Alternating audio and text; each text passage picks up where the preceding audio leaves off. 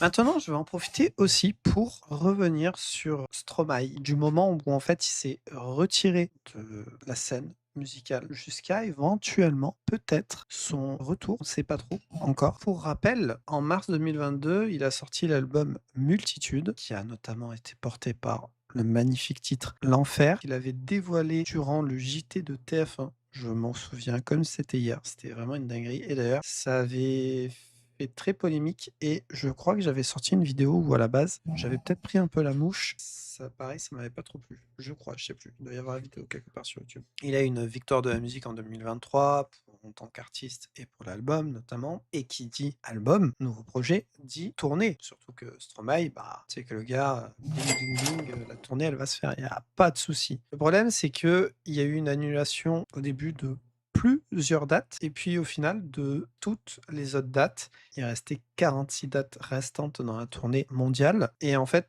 il y a eu ça dû à des problèmes de santé à la fois physique et mentale. Qui dit annulation dit qu'économiquement, c'est pas ça. Parce que même si tu as des assurances, qui peuvent, prendre en charge, ben, là, je suis pas sûr que tout ait forcément été pris en charge, même si c'était dû à des problèmes de santé. Donc, des gros problèmes pour son tourneur, Augury et également pour sa structure Mozart. Suite à ça, on n'a plus vraiment entendu parler de Stromae. Stromae a un petit peu, disparu des radars et je pense qu'il avait besoin de, se reconstruire et surtout de se refaire une santé, tout simplement. À un moment donné, on a commencé à le voir se mettre dans la mode. Alors, c'est quand je dis se mettre, il a toujours été de toute façon, Stromae n'a jamais été que dans la musique et justement, collectif, si je puis dire, Mozart vise, pas que la musique, tu as aussi de l'art, tu as aussi de la mode, tu as vraiment plein de choses dedans et ça, il le fait aux côtés, comme d'ailleurs tous ses projets, de sa femme Coralie Barbier, qui est également styliste et également avec son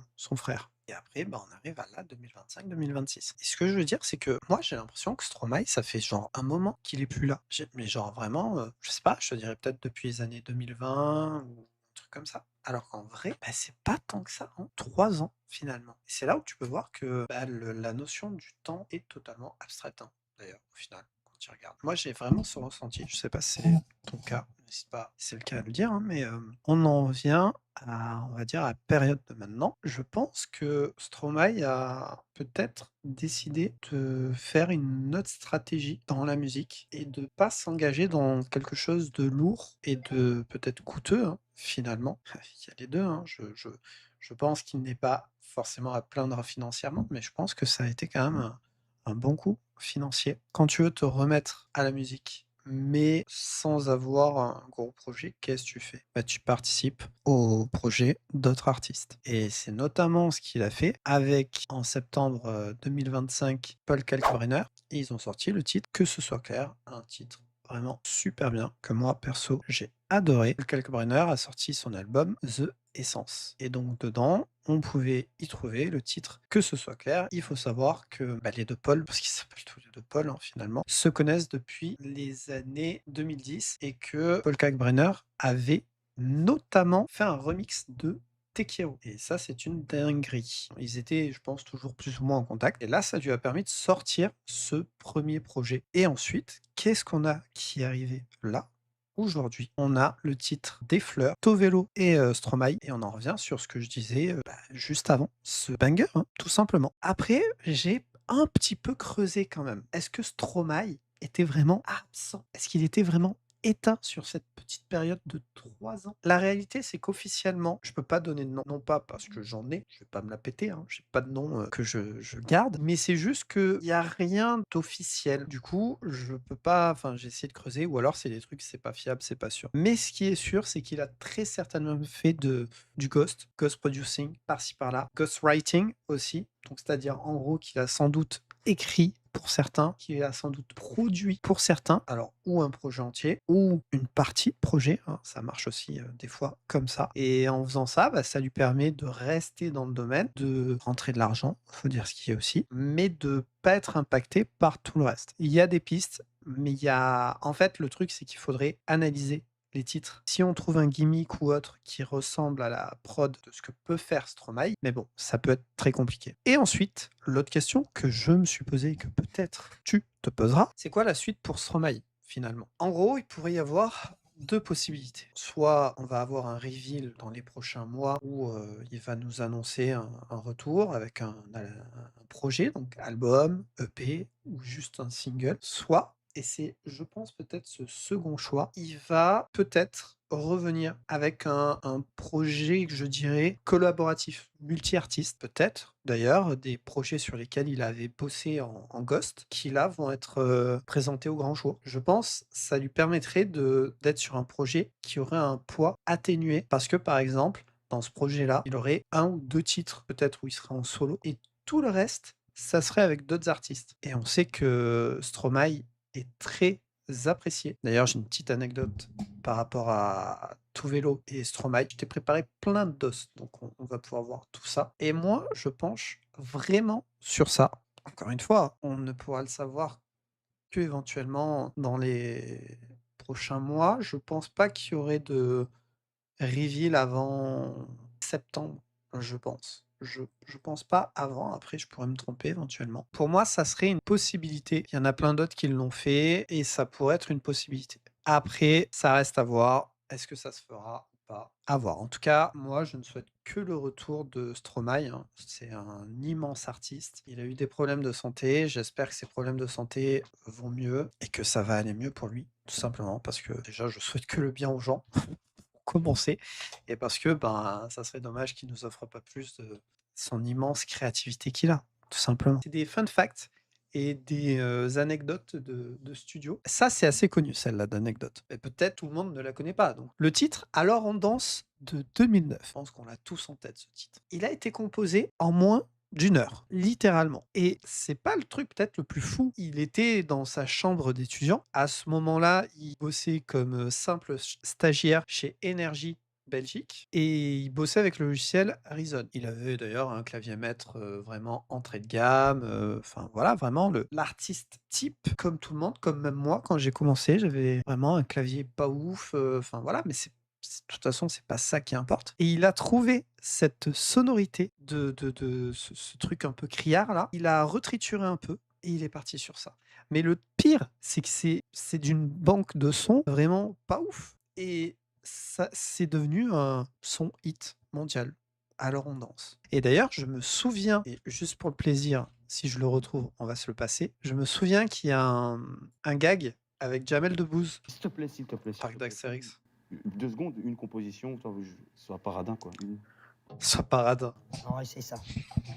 Kong, kong, king, king, king, kong, King King Kong. Pas que ça à faire, je vais aller au parc d'Astérix. 5 minutes, juste 5 minutes. Alors, juste, je noterai le clin d'œil Parc d'Astérix, Jamel Debbouze et Astérix et Obélix, sa mission Cléopâtre, qui est un film juste génial. Construis ce palais. Tu as 3 mois. 3 mois, mais 3 mois avec combien de temps de retard? Parce que 3 mois, en 3 mois maximum, on peut avoir les plans, ça c'est bon, j'en fais mon affaire. Les fondations, il faut compter 2-3 mois. 3 x 4, 9. 3 mois, ça sera. Ça ne semble pas très faisable, madame. Je sais pas si c'est fait exprès, mais en tout cas, je trouve ça juste ouf. Et là, c'est le bruit qui va arriver, qui est ce bruit-là, un peu de canard. Je crois que Jamel dit ça, un canard battu, je sais pas quoi. C'est ce bruit-là qu'il a trouvé dans sa banque de sons. Jamel, le producteur. Bignou. Ah. Bignou. Un son de canard malade. Ah, canard malade. Écoute, listen to me, Watana. Son de canard malade, quoi.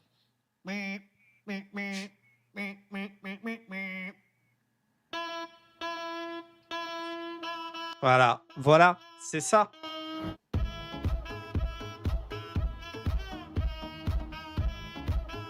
Oui, l'instru est simple. Ouais. Alors on s'amuse. Alors on s'amuse. Alors on s'amuse. Non. Alors on s'extasie. Alors on s'extasie. Alors on s'extasie. Alors on s'extasie. Alors on s'extasie.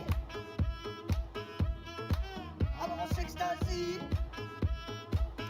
Je suis pas sûr. Je tiens juste là aussi à montrer que je pense que c'est comme ça que Stromae a cherché son refrain. Je suis quasi sûr. Parce que quand tu fais de la musique, alors moi, j'ai écrit quelques textes, mais je ne chantais pas. Ou en tout cas, moi, j'étais plus sur la compo, mais c'est un peu la même chose quand tu composes une musique, finalement. Tu dois avoir un couplet, un refrain, enfin, c'est tout le temps pareil. On appelle ça aussi en musique électronique un break, un drop. Drop, c'est quand ça tabasse ou que tu sautes, tu danses, tu vois. Et le break, c'est le moment plus calme. Et ce que je veux dire, donc, c'est que pour l'écriture d'un texte, c'est finalement la même chose. Et je pense qu'il devait être dans sa chambre et peut-être que là, ce qu'on entend, alors on s'amuse, peut-être que c'est vraiment ce qu'il a essayé au début, alors on s'amuse.